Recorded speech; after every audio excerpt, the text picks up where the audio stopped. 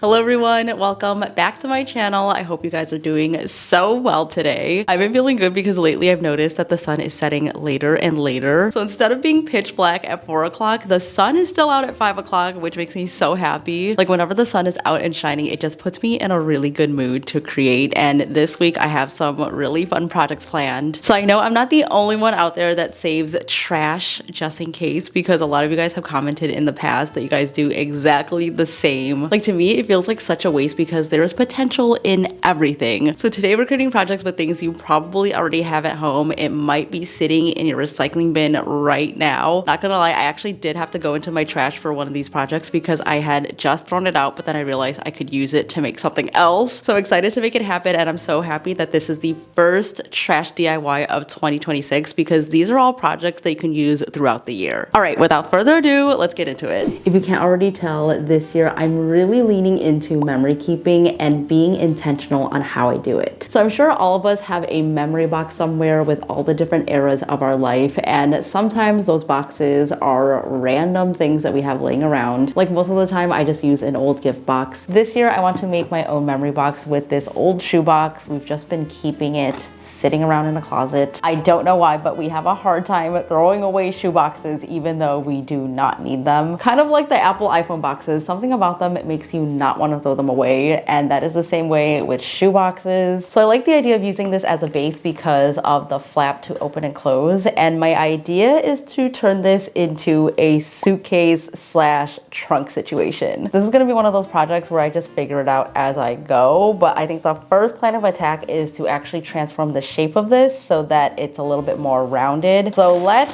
give that a try.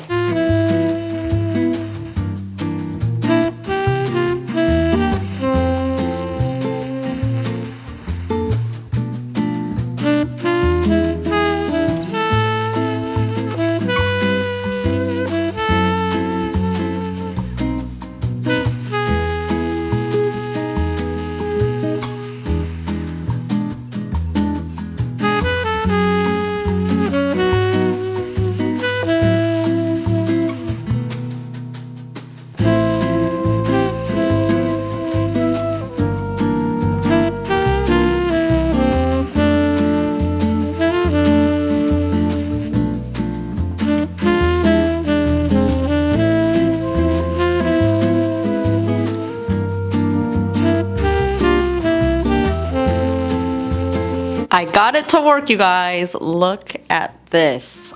Fully functional. I did take a bunch of layers off because this shoebox basically had 2 layers, and now that it has one, it is perfect. I love the shape of this. Now I have to figure out how to cover this. So you definitely could paint this, but I want to use fabric. Here is the fabric that I chose. I love this blue gingham with the little cherries on it. It is just so precious. I was actually thinking about lining this on the inside, but I think it is just too good. So we have to do the outside with it. And then inside, I'm going with the red to match the cherries. I think I'm also going to add a little pocket to the top flap. The only thing I'm worried about is that since this is not a perfect rectangle, it's going to be a little bit trickier to go over the curves. So let's see how this goes. Okay, maybe I should start like a shoebox series because after changing up the shape of this, I feel like there's so much you can do with just a simple shoebox. I love finding a new purpose for things, and I think it really does come from seeing my parents be very resourceful growing up. They would always find new ways to use things that we already had at home. Like I remember one time I didn't have glue for a school project, and guess what we used instead? Rice. Like literally we cooked some rice, spread it to the back of a paper, and yes, it was a little bit chunky, but it worked. And we were definitely not the only ones that did this because I've heard other people doing this as well growing up. Their resourcefulness has been passed on to me because trust me, I save every single rubber band, cardboard, or piece of packaging because I will find a way to make it stretch to its fullest potential. This is how far I've gotten so far. So I've done the top and I've done the outside part. I just have to do a little strip to cover up the lip of the lid. And then we can move to the inside where I'm going to use the red fabric to basically clean up all these edges to go over top. This lip is honestly the part that I'm most nervous about. So once we get over that, I think we'll be good.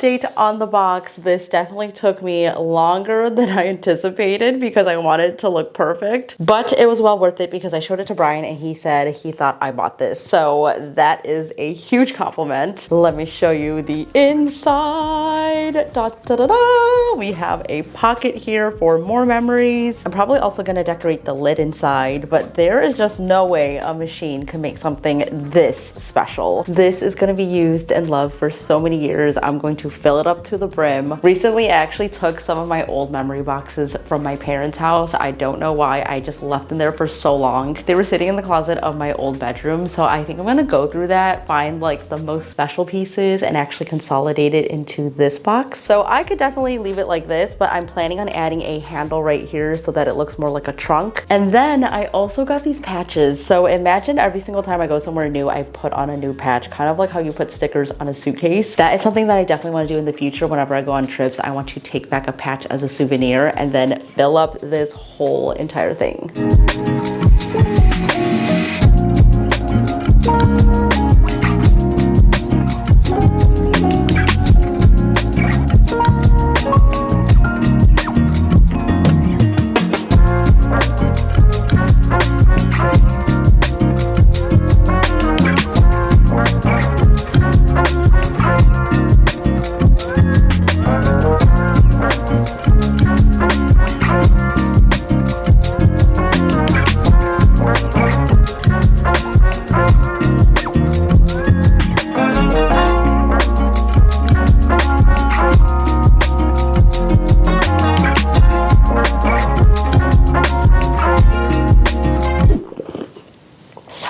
So I'm always saving my food containers. Like if something comes in one of those deli containers, I'm 100% saving it. I love to use them for storage, or even sometimes I put paint into them. But I never really think to save single-use plastic, especially ones that come with a thinner plastic like this. So I started looking for ideas after eating bun gong the other day, which are Vietnamese rice rolls. They are some of our favorite things to get for brunch. Like I literally threw this in the trash and then I thought to myself, this clear part would actually be perfect to use as a clear acrylic. I feel like there is so many projects with clear acrylic, and if you're looking for something thin, try using an old food container. So my plan is to take this and turn it into a bookmark, but not just any bookmark. I want mine to be fantasy theme, especially since I'm at the end of Throne of Glass. So I feel like I'm in my fantasy era right now. So I'm gonna start by cutting this out, and we could probably get a few bookmarks out of this for future use.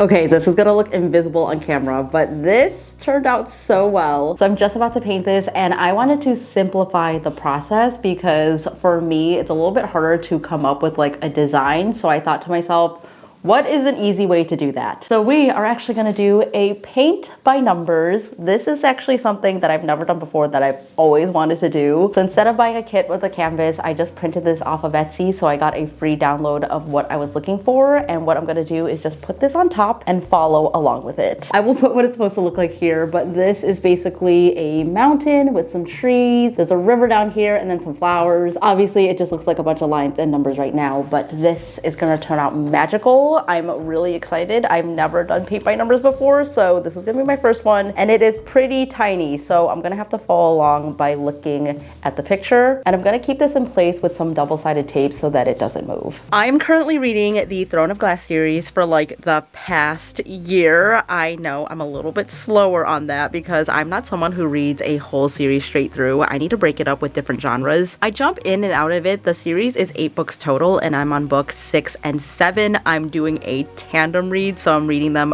both at the same time as if it was one continuous timeline. And according to Google, that is 1,300 to 1,400 pages together. But I mean, when else am I gonna be able to do a tandem read? So of course I have to do this. Once I do finish the series though, I need a new one to read, so leave me a comment below with your fave fantasy series, or honestly any series. I would love to hear your suggestions. This scene that I'm painting is supposed to represent Terrasen, which is the homeland of the main character in the Throne of Glass series. This paint by numbers is so gorgeous and so serene. It's making me so excited for springtime. This just makes me want to take a long weekend to go hiking and spend time in nature. We have plans to actually go to Sequoia National Park this spring. I am really looking forward to it, and I just appreciate so much that living in California and on the West Coast just opens the doors to so many beautiful places. So come spring, we are going to explore more, definitely take a good book to read, and definitely using this bookmark. I am having so much fun with this. Like, why did I not try paint by numbers sooner? Because at first it was looking like a whole lot of nothing, just a bunch of scribbles, and now I'm about halfway done and it's really starting to take shape. So we have this bottom part with the trees, and now we're working up on the mountains. I'm actually learning a lot doing this paint by numbers, so if you guys have not tried it before, I definitely would recommend. I've always thought of myself to be a drawer more than a painter, and I actually did take an oil painting class in college, and I specifically remember my professor saying you need to stop thinking like a draftsman and start painting in light and shadow. And that has always been a struggle for me because I need lines if I'm going to paint something in. I love that with this, I just turn my mind off. I don't have to think about any lines. I just fill in the shapes and have fun just creating something beautiful. I truly am having the best time doing this, and I definitely want to do like a full scale paint by numbers now.